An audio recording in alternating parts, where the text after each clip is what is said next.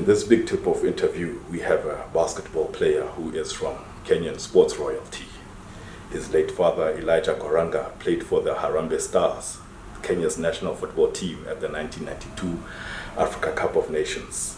His younger sister, Falmos Koranga, played NCAA Division I basketball for Troy Trojans. To him, in almost every country he has played in, he's been a champion. In Burundi, the Democratic Republic of Congo, in countries in the Middle East, and in his homeland, Kenya. With the Kenya Morans, he was a finalist at the 2019 AfroCan, and he competed in the 2021 AfroBasket. He is the owner of professional women's team Swish, which competes in Kenya's Women's Basketball League Premier Division. He's none other than Okall Koranga. Welcome to the Big Tip-Off. How are you doing? Thank you. I'm doing great. How are you? I'm good, man. Yeah. Wow. We've interviewed you quite a bit in the Big Tip-Off. Now we have you on our channel. Yeah, in South Africa. Yeah, man. Most of the time it's always when I'm back home in Kenya or playing somewhere else. Yeah, man. The last time you were here was 2015 with the Morans, man. Yeah. How? Four Nations. Joburg. How was that like? Was that your first taste of international competition? Were you debuting for Kenya at that time? Yeah, that was my second national team competition, but probably where my professional career kind of started, because when I came, I think the environment and the way that the South African Federation was taking care of us then during the tournament, I think that's what inspired me to kind of decide I want to play this game at a professional level. Oh, all right. Yeah. And what was Kenya's basketball scene like at that time, and what did that tournament do for the Morans and building basketball to where it is now? The game at that time, the talent was there, but the administration and how the players were being managed, I don't think it was as far compared to what we have right now. And we had a lot of challenges, and we have really grown. That has been a journey. 11 years down the line, the way the people who played then, if you compare with the people who are playing now, you can see that we are well managed, well taken care of compared to 2015. All right. And of course, how many of those players that you were with made it to that AfroCan final? Obviously, it was another big achievement in Kenya's basketball. I think we only had two who made it to 2021 AfroBasket Championship. That's Valentine, who is now in the US, and Victor Bosire. I think Victor Bosire didn't make it. It was only me and Valentine Buza who made the list in 2021. Yeah. Before we talk about the AfroBasket, that major milestone in Kenya's basketball history, can we speak about the AfroCan and how that AfroCan in 2019 helped build that momentum that led to 2021? AfroCan 2019, the journey started in 2018. We had a couple of international friendlies in Kenya with Cameroon and Uganda, and there was a Ghanaian team that also came to Kenya for preparation of their tournament back in West Africa, and we kind of started building something in 2018, and by the time we were getting to 2019, we had a solid team that could compete. We had to call some of our guys who were still overseas, Tyler Okari, Tom Mkota Bush. We called Ronnie Gundo back in the country. And from there, we ended up having a team that can actually win. And some of those players have retired, some of them are still playing. Tyler is now my teammate. So, and did you guys know that you could do something that special with at that AfroCan? Or no, I don't think that any of us knew that we were going to go all the way to the finals of the AfroCan 2019. We knew that we'll compete, but we didn't know that it was going to be a final appearance for us. All right. And what was that moment like when you guys as a group got to that stage of the competition? The emotions were confused. We were excited. Some of us didn't have any experience of being there, but I think we were excited, and that kind of became the turnaround point of Kenyan basketball. All right. And let's go to 2021. Let's just talk about the qualifying process for that AfroBasket. Yeah. You first had the coach Cliff War, right? Yeah, Cliff who led you for halfway to the halfway mark, and then Liz Mills finished the job. Yeah, man. What was that qualifying process like? Remember, I think you had Mozambique in your group. And we had Mozambique in Kigali for the first round, and we beat them by 17 points. So we only needed to beat them again and pray that they don't win another game against any other team. But when we got to Cameroon with the new coach Liz Mills, we ended up beating Angola in the second game with a buzzer beater from Tyler.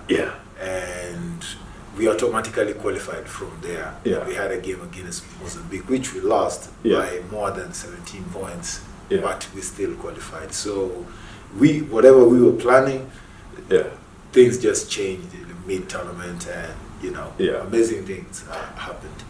And was that a mandate from yourselves within a team and also the federation that this team now has to qualify given what you had done in the AfroCan? I think it was within the team. It was something that the players felt like. The last time Kenya was in an AfroBasket competition was when Kenya was hosting.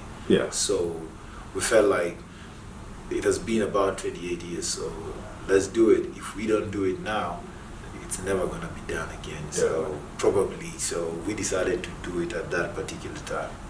So in Cameroon, that game against Angola, it was not as strong as it used to be, but very competitive, man. Those final seconds with the ball in Tyler's hands, what was going through your mind? Can you just take us through that moment? I had seen a scenario like that in 2019 against Cote d'Ivoire in Bamako. So when he got the ball, I just knew that it was going to go in. I saw he was trying to get to his spots, but I knew he was going to shoot that ball. And that victory over Angola, how did it feel for you guys, knowing that you had just upset one of the giants of Africa to achieve that milestone? It was electrifying. It was out of this world. From there, we knew that we had arrived. Kenya had arrived in the African international stage. All right.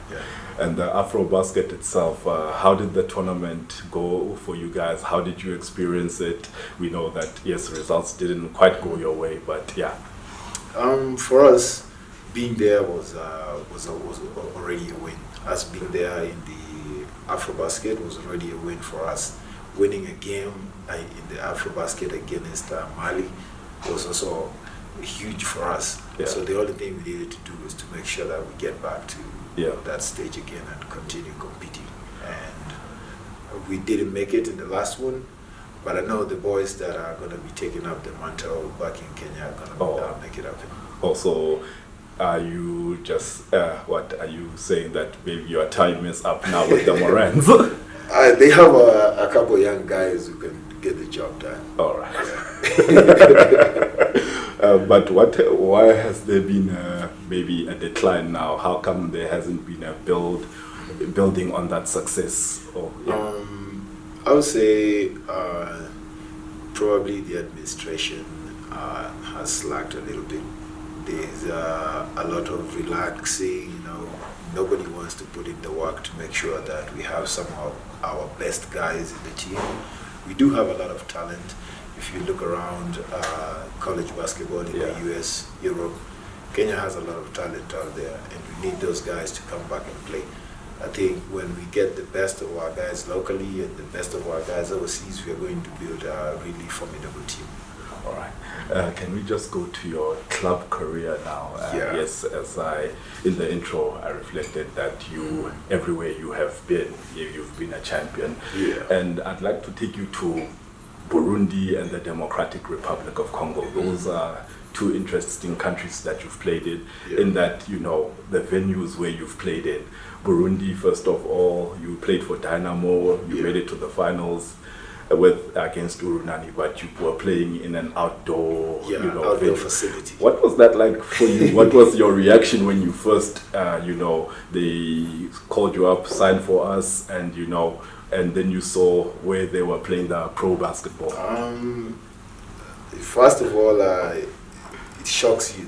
It kind of shocks you that you train and probably play outside, but when you look at the other team and the personnel that they have, I was there with Will Perry, I was there with a couple of really good superstars. So we just said, hey, let us be pros and let us just play, because there's nothing else you can do. They called you there, they want to win games, and you just have to do it, regardless of the facility or the environment that you are in.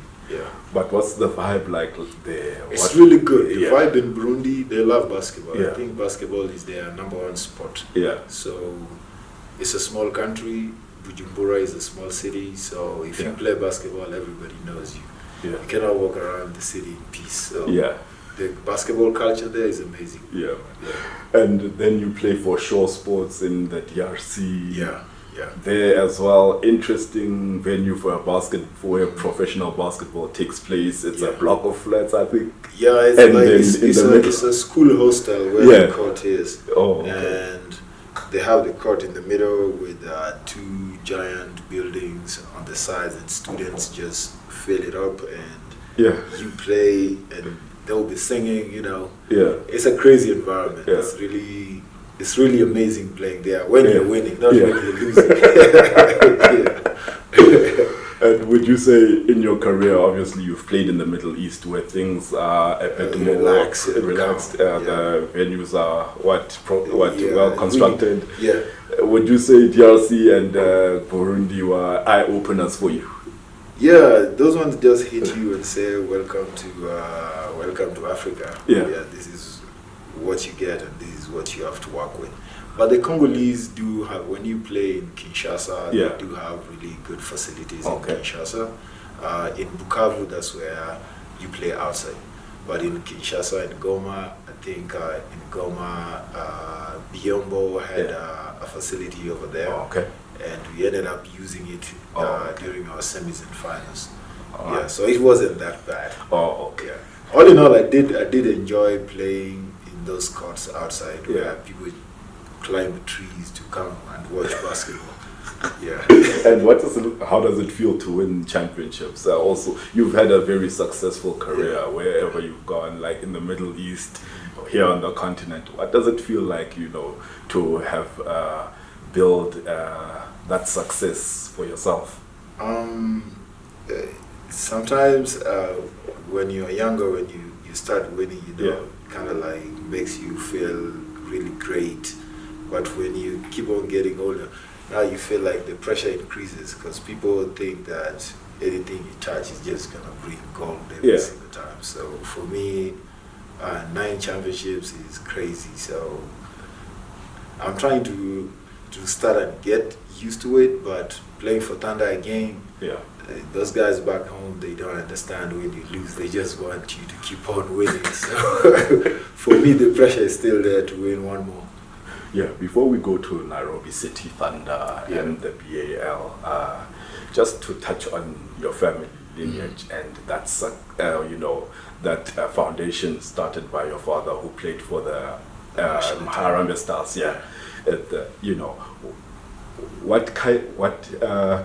What did he inspire you guys to take up sports? And when you decided you are taking basketball as a sport, what was his reaction? He was not happy when I started playing basketball, because he thought that him having a foundation and a base in football will make me have an easier career in football. So to him, he thought I was wasting time. But after my sister got a scholarship in the US, then it became an eye-opener for him and my mom and the family. And I think he understood that this game has a lot of value than just running around in the court, playing, wasting shoes, you know. So he was the ultimate motivation at the end of the day, because of all my siblings, almost all of us play sports. So you can see that we looked up to him. All right. And we know most African parents, education is a thing. Education is a must, man. He made sure everybody went to school. For us, if you couldn't make it to the pro, we used basketball to like get you into university or into a career. So most of my siblings, some of them joined him in the army. And the one that went to the US went to the US. She's now a psych doctor. She's doing great. All right, and that's famous. She once, in an interview I did with her, she told me you were a big influence on her career and her taking up basketball. Having seen how she had done at NCAA Division I basketball for Troy, how proud of her are you as an older brother to see her, being that successful? Felma's was that girl. I think I've been watching some of her older videos when she was playing, and I was like, I didn't play like this when I was that age. So I know I motivated her, but she was a hard worker. She really worked hard. She spent a lot of time in the basketball court with me. I thought that most girls at that age wants to be home, watch TV and all that, but she spent a lot of time with me just working on our craft, and you can see how she ended up playing first Kenyan to play D1 basketball in the US, and that was really amazing. Shout out Felma's Koranga. Oh yeah, and she didn't want to go pro. She's coming back home after 5 years, I think, in the next 2 weeks. So when I leave here and I go back home, I think I'll be receiving her at JKI also, and we have talked about it. She might surprise us. She might decide to just go pro after all. All right. And just going to your father, obviously we've seen the influence on you guys, but what was his impact on all your lives as well, apart from the sports? A very, very disciplined, oriented man. And that in sports you cannot survive without that discipline. I've been in so many teams, and I've interacted with so many players, and you find good players who are not, the talent is there, but the discipline is not there. When you grow up in a military house, everything is always straight in line. So to me, he was a great gentleman, great soldier, and a great father. So I thank him. He knows wherever he is, I thank him. All right. And let's go to your pro career now. You are running with the Nairobi City Thunder, a club that's changing things in basketball in Kenya. What was put to you, when this ambitious project started? I wasn't in the country when they started the whole thing. I think Kushin Dirie, who is our GM currently, called me when I was in Oman in the Middle East, and he said they're working on something, and when I get back home I find him, we discuss and see what's up. So when I got home I was like, hey, what's up? First I went to my other team, KPA. We had an Elite 16 game in TZ, and when I got back home we met up for lunch, and he told me this is the team we're working with, we have won most of our games in the first round, we need you to come and join. And now I was planning to go back again overseas, and I was like, playing in Kenya right now is not it for me. But we had our conversation, they convinced me to stay, and it's been an amazing 2.5 seasons so far. We are undefeated at home, lost a couple in the BL, one in the qualifying round. We are getting there. We're building something there in Kenya. All right. And how does it feel to that culture of dominance and what is looking like a dynasty in Kenya's basketball scene, where it used to be KPA, but now it's the Thunder? It's making the other teams to change a few things in their households, and the end game is to change the whole basketball culture in Kenya, the whole basketball team, to professionalize the sport in our country. So with what Thunder is doing, the blueprint that Thunder is using, some of the teams are already picking it up. Yeah. And I think in 2-3 years, it's going to be like 5 of NCT teams, using the same blueprint. And that is a win for Kenyan basketball. That's the end goal right now. And just focusing on your domestic season, are you guys, do you think it will be much tougher, more difficult to go 16-0 again? Given what you are telling me. I don't want to lose. I don't want to lose. And also, if you look at the Thunder fans, they are already spoiled. Yeah. When you win too much, the fans become spoiled. They don't understand that sports is a win or lose kind of thing. So they just want us to win. So I feel like the pressure keeps on increasing. So for us, we just want to win every single game that we approach. And you are in your second BAL. We know that you had tried, I think, about in 4 times in qualifying round. With KPA. How frustrating were those seasons with KPA where you were trying to qualify for the BAL? The first one was more frustrating because we were undefeated until we forfeited a game in Kigali because of logistic reasons. So that was really frustrating because I felt like Kenya could have made it one and done in the first qualifying round, but down the stretch it kept on getting harder and harder because teams that had already qualified, when they come back to the qualifying round, they have improved. So it becomes harder for us to beat them. And once we tested that sugar in the last BL, I don't think none of my guys want to go back to not qualifying. We want to come back every single season. All right. And how did it feel when you now finally made it? First time, this was last year. Now you have guys like Abdullahi Haruna, Atamajok, Tyler Ongwai is coming back. It's also Okbona from Nigeria as well, part of your team.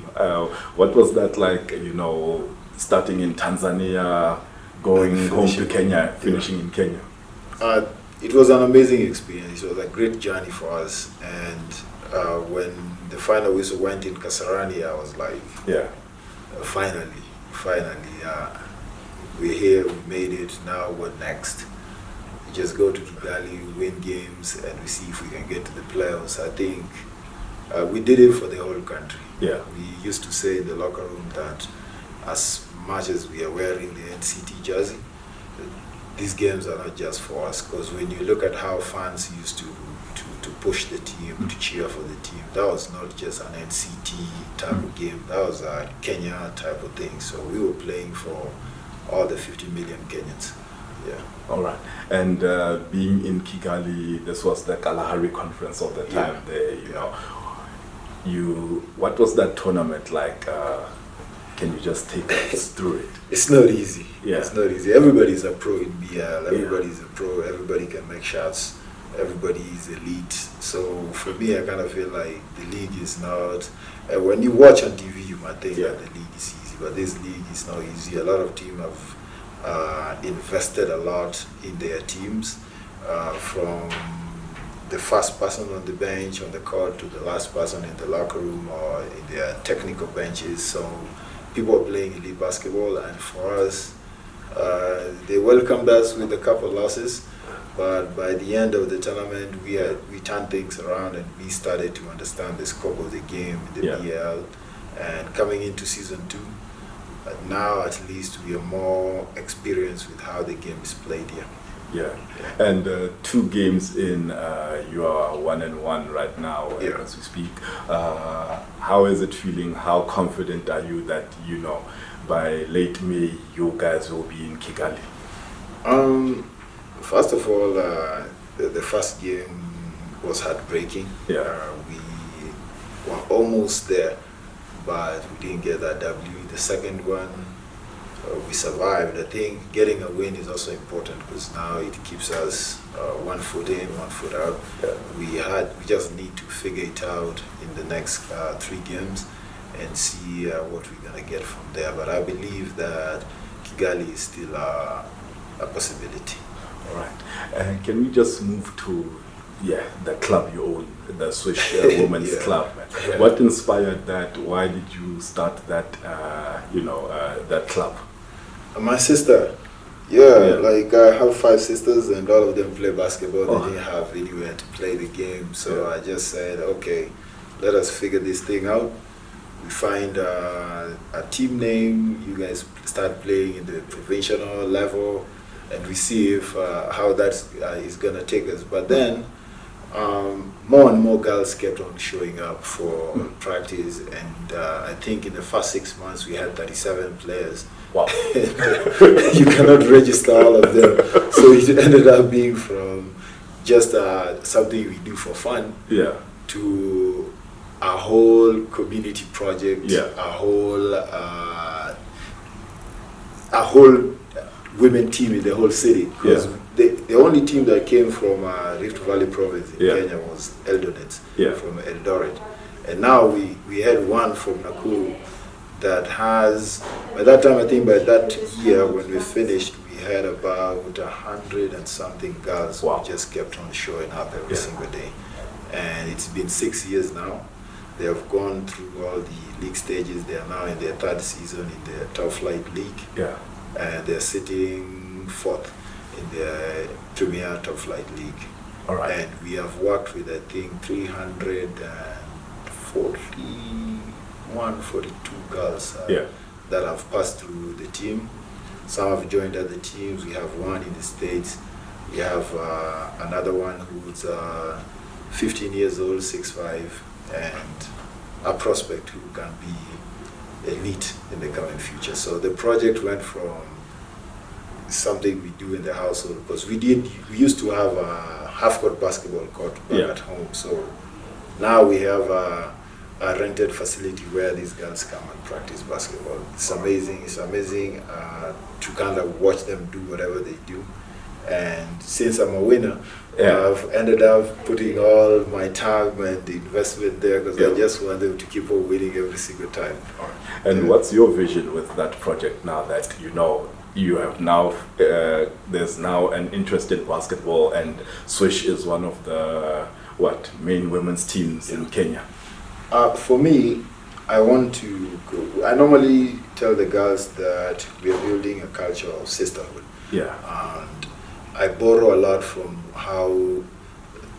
what my sister tells me from the other side in the US. So I find these girls from high school who want to play ball, check the grades. If they can qualify to get into university, we end up paying the school fees, and then they come and play for Swiss basketball when they are not in school. Yeah. For those who have finished university, you find opportunities for them where they can go and start working, and then they come and play for Swiss basketball. So it's a win-win situation for the project and the ladies themselves.